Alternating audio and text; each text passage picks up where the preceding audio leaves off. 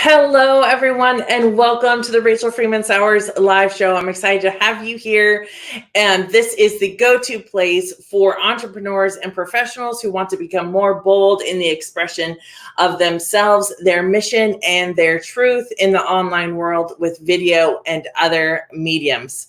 Tonight's topic is really so important because there are so many times that I have talked to so many entrepreneurs and professionals who really want to begin to be more authentic in their business, in their profession, and in their life.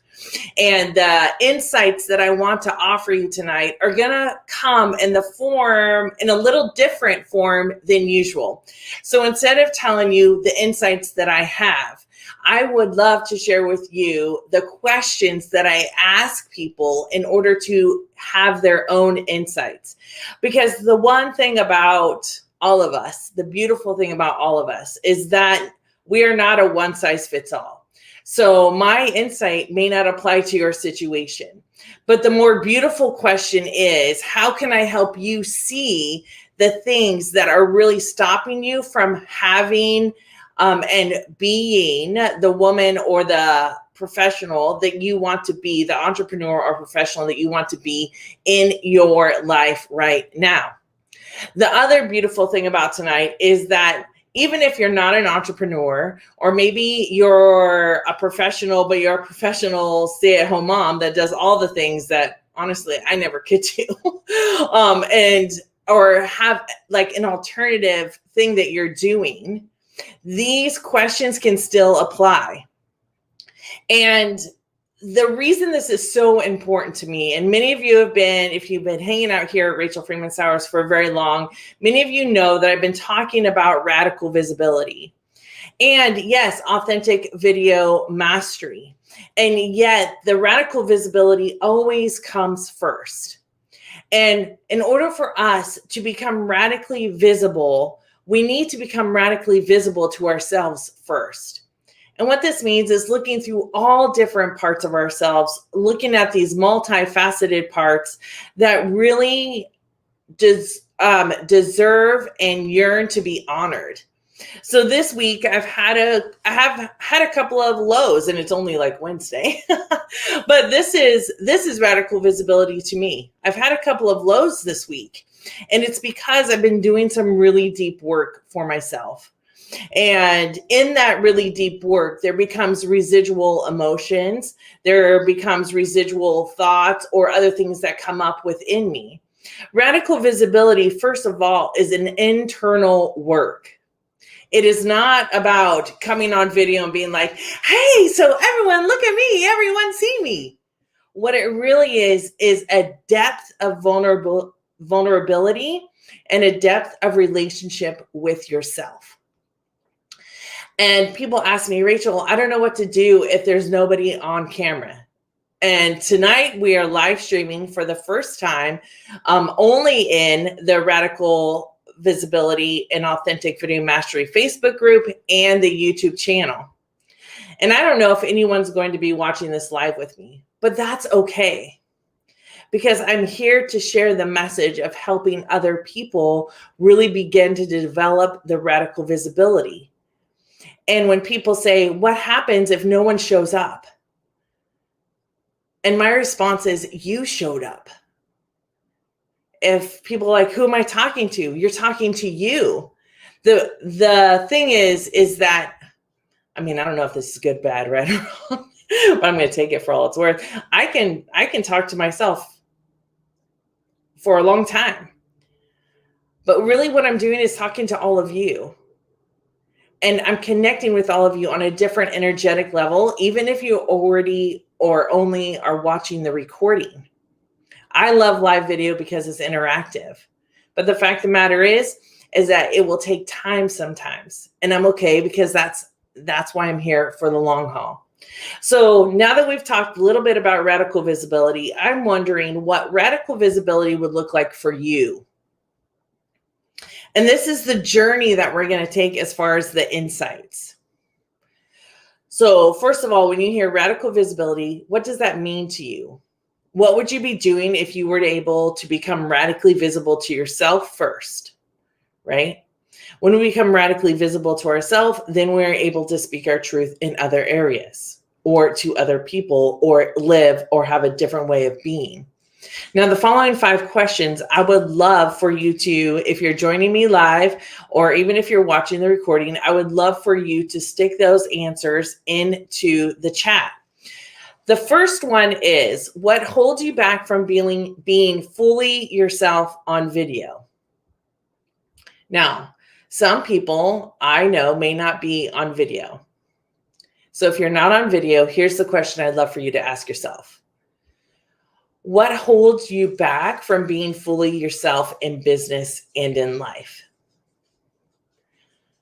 What that looks like is if you've been asked by someone to do something and you knew it wasn't something that you wanted to do, or you knew that it was something that was against some part of you, or maybe it was rationalized by saying, oh, it's just a small thing. If you could just do this for me this time. It can look in the form of pushing boundaries too. Sometimes people will say, hey, can you do this? Oh, and then can you do this and this and this? And you're sitting there going, oh. And this happens in entrepreneurship and this happens in life. And we end up walking away feeling like we are being taken advantage of. Yet in that circumstance, we're not the victim. And I'm not talking about extremes here. So I'm talking in this kind of middle ground. We had a choice in whatever interaction that we're having. And we need to discover and look at what is holding me back. So from a lot of women, I hear what holds me back is imposter syndrome. Right? I'm critical of myself and I'm really afraid that other people are going to be that critical of me also. Another thing that they talk about is I need it to be perfect. And they record and they record and they record. And a lot of people don't like live video because there is an unexpected element to live video. And you can plan some of it out, but ultimately you can't control very much of it. And that is kind of alarming to some people. Another person said to me, I did that video online and then I noticed my tooth and it's out of whack and it's so ugly. And the fact of the matter is that the majority of people aren't going to notice that. But we are so self-critical and shaming and blaming, right? So I don't like my hair. I don't like my teeth. I don't like my accent. I don't like the way I look. I'm too fat. All of these things come up all the time. And you may hear me say all these things more than once, but it is the things that I hear the most, right? And so when we discover what is holding you back from being fully yourself in your business and or in your life and or on video or any other medium, it can also have to do with appropriateness. I was talking to another woman this week and she said, can you tell me what's appropriate on some channels and what's not appropriate on other channels or social media channels? So what's appropriate on LinkedIn, Instagram, Facebook, YouTube, TikTok, those things. And I was like, that's a lot to try and manage to make sure you're fitting into a box.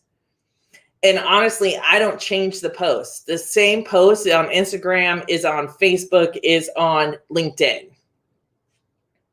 I can't micromanage all of that stuff. Maybe there would be more followers, maybe all of those things, but that's okay if there's not, right? I'm not in the game of trying to play the algorithm. I'm in my game of trying to impact the most people I can so that they can speak their truth. That's exactly where I'm at. And so when we start identifying the things that are holding you back, then it's more, what am I claiming as my truth? So this is the second question for your insight. What am I claiming to be my truth right now? So when I have worked with people who have been afraid to go on live video, the truth that they're claiming is that someone may reject them. Like it's a possibility that I'm going to get rejected. There's a possibility that no one's going to show up. They're claiming that they are not going to be able to do it as well as someone else. Maybe they're claiming that everyone's already heard it, and so why would someone listen to them? So notice in some of these things that I'm saying, also, if you're a professional, excuse me, and you go into a workplace It's like the other thing too is like, what is considered professional? You're supposed to be a professional. There's these standards of behavior, right? There's these ways that you should be dressing. All of these things are kind of standards that's been implemented that may not fit you anymore. So what are you claiming as your truth? I have to be this way. I have to do this thing. This is going to happen to me. And as we like take those strands apart, those neurological patterned ways of being, we can then start discovering what your truth really is. So what am I claiming to be my truth? The next one is, where did this come from? And a lot of times this can look like the question of why? And we can get stuck in the contemplation phase of why and think that we're making movement. But if we ask, where did this come from? Well, it came from that time when this happened and that happened, and I had that feeling, and I'm getting that feeling now. So now you've identified it, and now you can very clearly say, this is where it comes from. Then you're asking yourself, what do I want instead? So that's number 4. What do I want instead? So instead of being afraid that no one's going to show up on my live tonight, I chose to say, I am coming because someone will see it. I can guarantee you there are people watching my videos I have no idea are watching them. This is one of the beauties about videos too, is that video for me is also part of leaving a legacy. I mean, who knows where we're going to be in 5 years as far as tech and AI and all of those things. But if someone watches this video in 5 years and says, hey, this is what I want in my business, this is my boundary, this is what I want in my life, then my work has been accomplished over and over and over and over again. Right? So it's really about, what do I want instead? I want to believe that I am here for a purpose. I want to believe that the words that are coming out of my mouth are the exact words that should be coming out of my mouth. I want to create an ultimate trust in my way of being. I want to release the shame, the fear, the doubt, the expectations that have been put on me by other people throughout my whole entire life, and I want to be me. This is what I want instead. So I'm wondering if you can really figure out what you want instead. Instead of feeling the fear and feeling like an imposter, right? We want to play these mind games on ourselves. But what if you stopped playing mind games and you just went to the root and you just saw it and honored it and released it and moved on? Like, what would be possible then? What if we stopped always having to go through the same pile, and it's like digging a hole and you get a pile on the ground on this side, and then you're like, oh, well, this side has a mound on it now, so now I'm going to dig a hole on this side, and then you put all the dirt back in, and now it's a mound, and then you just go back and forth, back and forth, back and forth. Well, let's stop the cycle, break those neurological patterned ways of being, and say, this is what is happening. I am claiming that I still need to be small, that I don't deserve or have the right, or I need to be careful about speaking my truth. You know, one thing that I brought up before this last week, and it's hit me really hard now that I'm working on some childhood stuff, but it's that phrase, it's better to be seen than heard. And that's like, if you're told that over and over and over and over again, no wonder the majority of people grow up not being able to speak what their truth is. I mean, my parents did the best they could, but every time they said that, guess what? It made me shut my mouth. It made me feel fear. It made me feel like I wasn't significant. It taught me that my place was not there. And honestly, that the existence of me wasn't meant to be there. Now, some of you may say, and Rachel, you're taking that a little too far. Maybe it wasn't as traumatic for you as it was for me. I'm I'm not here to judge other people's trauma, but what I'm here is to open up these conversations.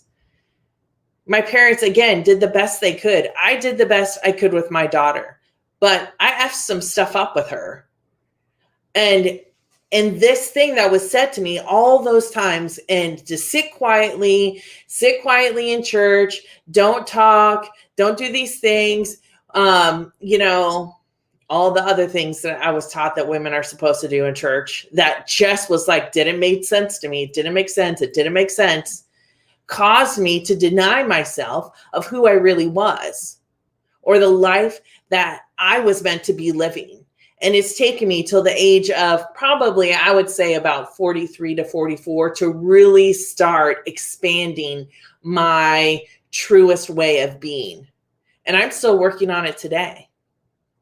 So realize that when we ask, where did this come from? These are the reasons why. I don't think that we have to dig too deep to start seeing that. And when we see it and honor it and say that was part of my life, this is part of what I was taught, and we work through what that is, we don't have to keep digging up and then putting the dirt in the other pile. We can say, oh, I see that. Instead of that, I want this thing. I want to know that because I was created, because I was made, because I am here, I am able to say what I need to say. And for me, the rule is I say it respectfully to myself, and therefore I will say it respectfully to other people. So speaking your truth can be difficult, and it can feel really scary. But I wonder what would happen if you asked yourself, what would be possible if what I wanted turned into my reality? And this is where we start really, truly rewiring our brains, where we activate the reticular activation system and say, this is the truth. And every time that we step into that truth, you then start telling your brain what is real. You then start teaching your body what is safe and that you are okay in speaking your truth. This is what happens. And then it starts to click and you're like, oh, okay. And then your body's like, oh, no, we're okay. And this like, no, we're okay. So my accountability partner, Eric, is on here, and he sent me a subject line that he was going to put on his email. And Eric, read it in the comments really quick, but he's teaching people how to do a LinkedIn poll, POLL, a LinkedIn poll, so that you can really start querying your audience and what they want. And so his subject line was something like, don't forget, or are you working that poll? He just typed it in the comments. Are you working that poll? And I thought that was so brilliant, right? And he's like, okay, I'm going to put this in the subject line. I'm like, do it. Because he's showing his personality. He's funny and he loves humor and he's sassy. And well, of course, this is why we get along so well and why we help each other out. But it really was about how he could show up in that different way. And I'm sure that may have felt like a little bit of a risk, because maybe some people on LinkedIn don't think it's professional, or maybe people think it's risque, or you really shouldn't be doing that, or whatever. But this is really about how are you showing up? Because if you are an entrepreneur, the people aren't buying your product. If you're a service-based product, they're not buying the product. They're buying you. If you're a professional in the workplace, the company isn't buying a product from you. They're buying you. They're buying into you. If you're sacrificing your truth in real life, people are agreeing or wanting you to be the same person you were before you started speaking your truth. And they ask things like, well, what happened to you? Why are you talking like this now? Why do you have to be so aggressive or assertive or all the other things I've heard, right?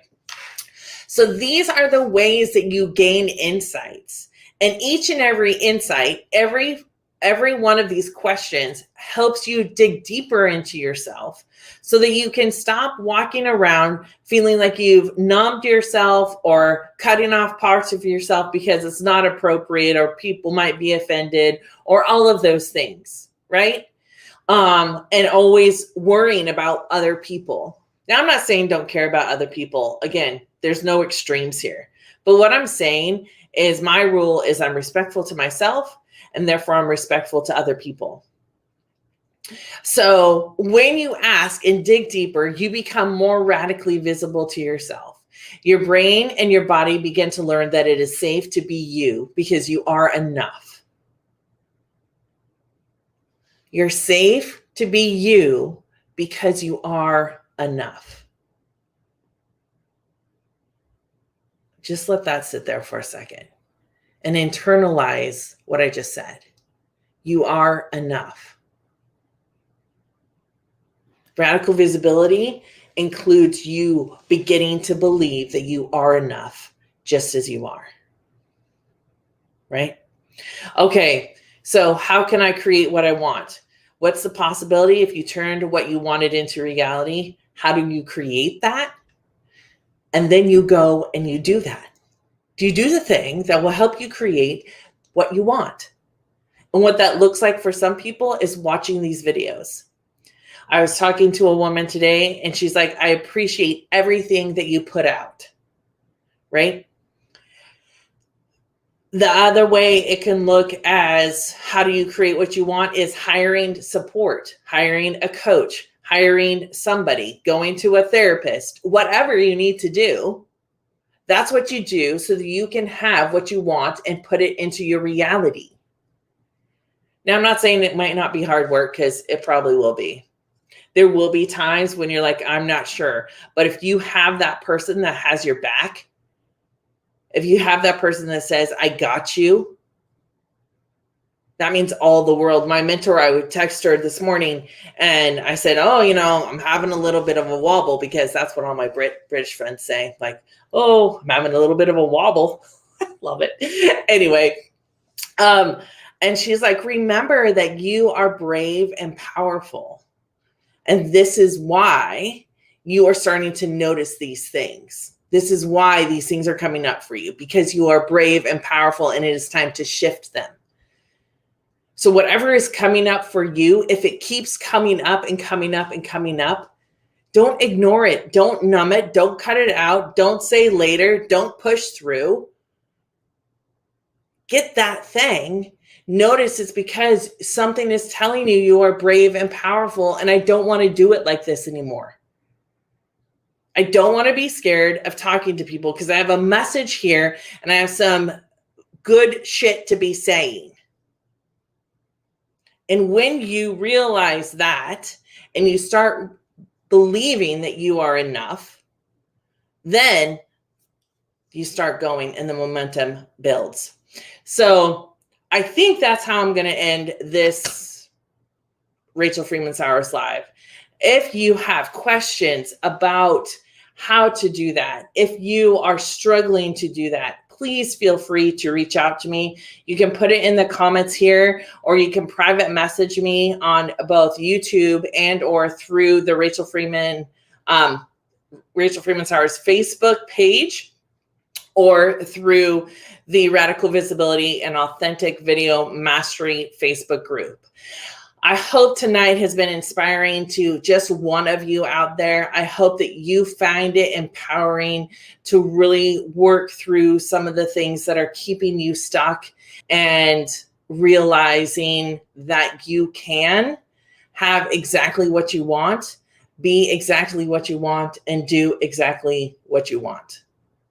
Because I'm proof of it. So I will end this video like I end every single video. Please make sure to stay true to yourself, be kind to others, and always, always, always honor the wise one that is within you. I hope to see you all next week on the Rachel Freeman Sowers Live Show. Talk to you then. Bye.